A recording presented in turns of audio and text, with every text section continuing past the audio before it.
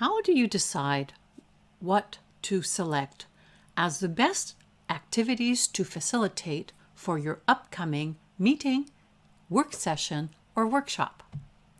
There are literally hundreds of different types of facilitated activities, so it's important for you to be very deliberate and strategic so that you're picking the right activities for the work.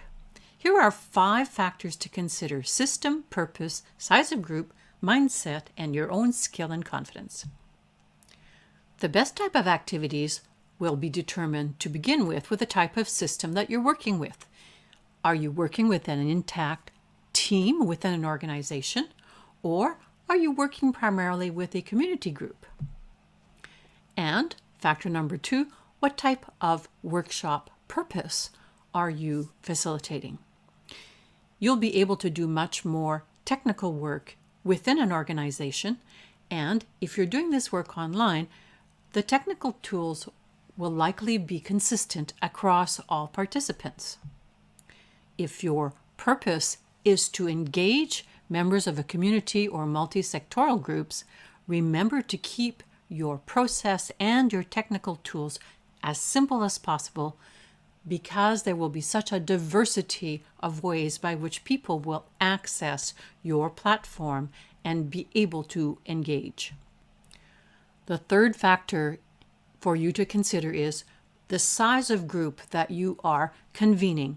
A small group can do significantly different and more work in a period of time than a large group if you're planning to go beyond simply talking and wishing to engage your participants in interactive activities.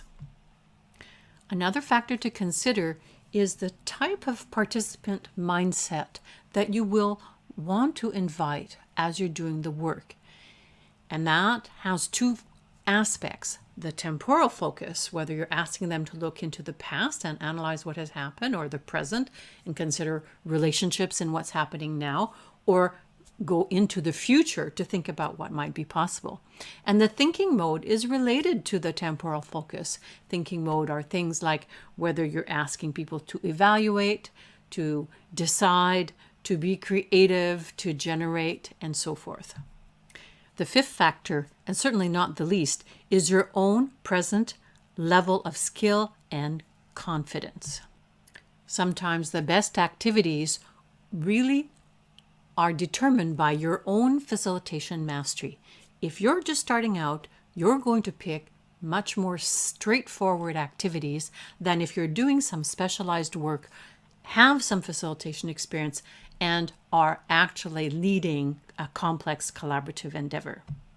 If you're interested in enhancing your confidence and skill and your ability to design and facilitate great, effective, productive, and focused meetings, work sessions, and workshops, please consider working with us. We have empowering courses for all levels of mastery and a comprehensive 9-module course, Facilitate Like a Pro, that will empower you with everything of skills, techniques, methods that you need in order to shine as a facilitator.